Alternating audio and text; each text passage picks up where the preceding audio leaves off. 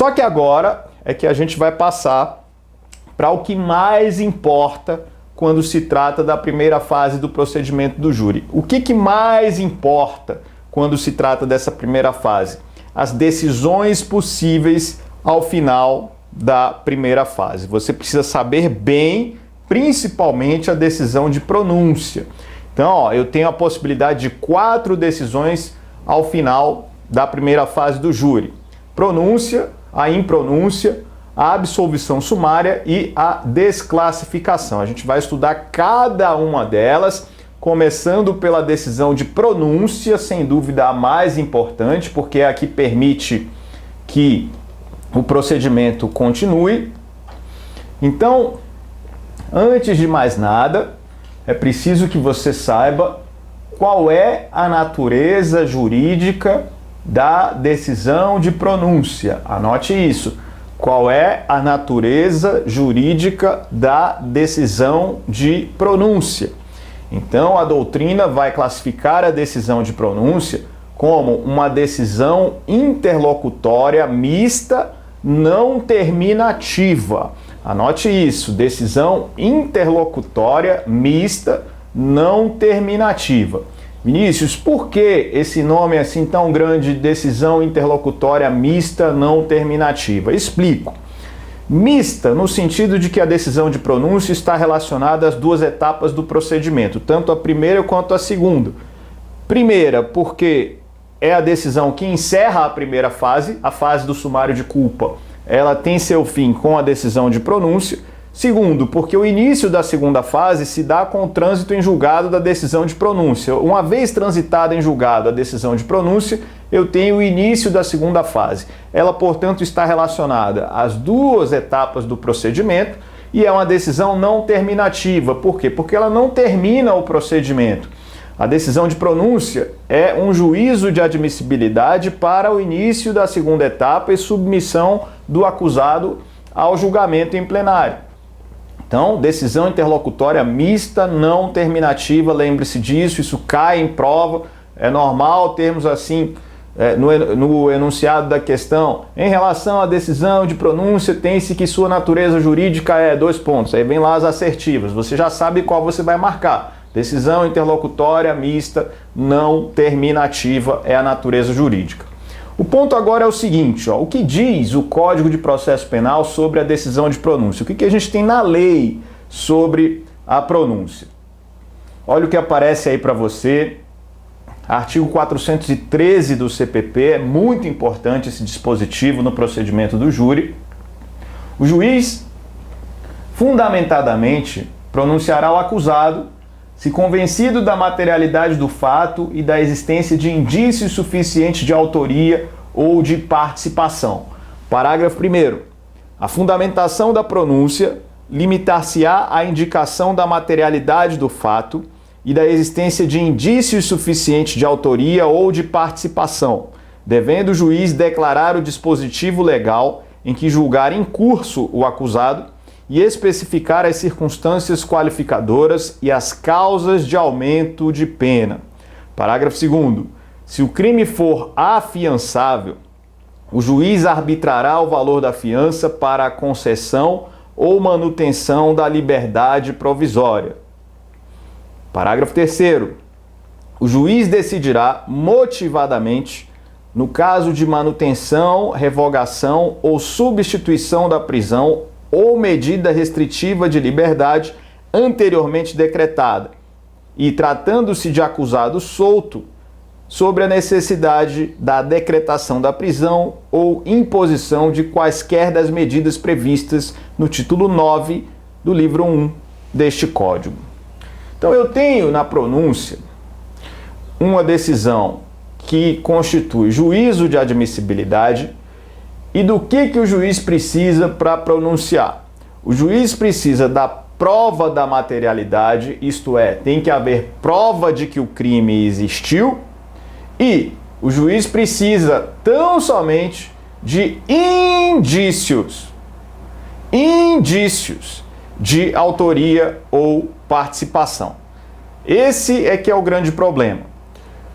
O juiz precisando de indícios de autoria ou participação Por mais que exista uma prova cabal, o juiz não pode, de forma categórica, afirmar que o acusado é autor do crime. Ele tem que indicar apenas que existem indícios, mas nesse momento, em relação à autoria ou participação, o juiz não pode fazer referência à existência de provas, mas dizer apenas que houve indícios, mesmo que 10 testemunhas tenham na primeira fase afirmado que foi o réu quem praticou o crime. Bacana? Então eu tenho aí essa ideia. E aí, qual que é o problema da decisão de pronúncia? A doutrina tradicional vai dizer que para a decisão de pronúncia vige um determinado princípio. Qual é este princípio que a doutrina tradicional diz que vige na decisão de pronúncia? É o chamado princípio do indubio pro societate. Eu tenho certeza que se você alguma vez já estudou o procedimento do júri, ouviu esta expressão, indubio pro societate. É o que a doutrina tradicional diz que vai reger a decisão de pronúncia. Mas o STF tem decisão recente refutando esse princípio. Então esse é um princípio já que, se antes ele não tinha na jurisprudência muita resistência, hoje já tem. Nós temos uma decisão relativamente recente do STF, que eu vou ler aqui para você, de 27 de março de 2019, refutando a própria existência do princípio do indubio pro societate. Eu vou explicar o que ocorre. Eu vou ler para você aqui uma decisão que é relativamente grande, eu sinto muito, mas é importante que você tenha essa base sobre o princípio. Então, a gente tem o seguinte aí, o STF agravo em recurso extraordinário 106-7392, um julgado de 27 de março de 2019. No acórdão recorrido, o Tribunal de Justiça consignou que a decisão de impronúncia proferida pelo juízo de piso trouxe argumentos plausíveis para a absolvição dos apelados, mas também para a existência de outros elementos que apontavam para a culpabilidade dos réus.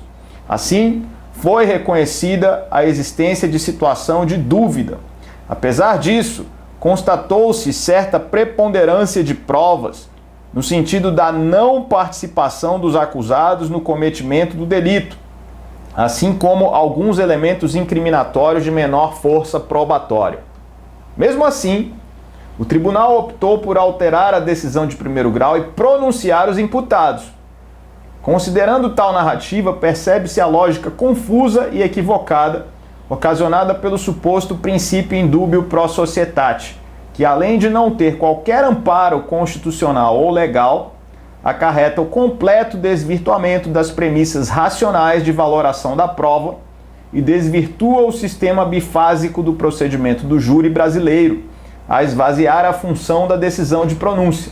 A questão em debate deve ser resolvida a partir da teoria da prova no processo penal, em uma vertente cognitivista, a qual dispõe de critérios racionais para a valoração da prova e estándares probatórios a serem atendidos para a legitimação da decisão judicial sobre fatos. É certo que, para a pronúncia, não se exige certeza além da dúvida razoável, diferentemente do que necessário para a condenação. Contudo, a submissão de um acusado a julgamento pelo tribunal do júri pressupõe a existência de lastro probatório consistente no sentido da tese acusatória, ou seja, requer-se um standard probatório um pouco inferior, mas ainda assim dependente da preponderância de provas incriminatórias.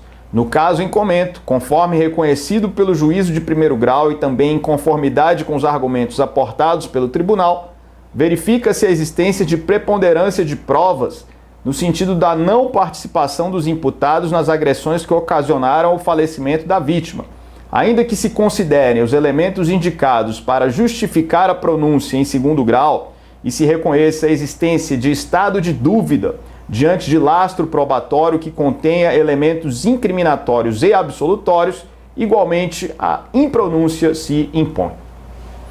Olha só, tradicionalmente se diz que para o preenchimento do princípio do indubio pro societate, qualquer indício mínimo de autoria ou participação é suficiente para o juiz pronunciar. Isso é o que tradicionalmente se diz. Ó, tem indício mínimo? É suficiente para o juiz pronunciar. Mas o STF vai contra essa ideia nesse julgado aqui. Ó. Se num panorama probatório eu tenho a preponderância de provas favoráveis ao réu, não deve o juiz pronunciar. Se eu tenho, por exemplo, hipoteticamente, 3 testemunhas afirmando que o acusado é autor ou partícipe do crime, mas eu tenho 5 testemunhas afirmando categoricamente que ele não é, pelo entendimento tradicional, essas 3 testemunhas já configurariam os indícios para a pronúncia. Agora, por essa ideia aqui do STF, se eu tenho a preponderância das provas em favor do réu, não deve o juiz pronunciar. Então o que o STF basicamente está dizendo? Ó? Se eu tenho preponderância de provas em favor do réu, não deve o juiz pronunciar, ainda que exista uma prova ou outra que diga que o acusado é culpado. Entendeu essa ideia? Então, refutando aqui, inclusive de forma categórica, dizendo que não há previsão constitucional do princípio do indúbio pro societate, o que é verdade. Não há previsão do princípio do indúbio pro societate. E em relação ao princípio do indúbio pro réu, isso decorre da própria presunção de inocência que a Constituição Federal prevê.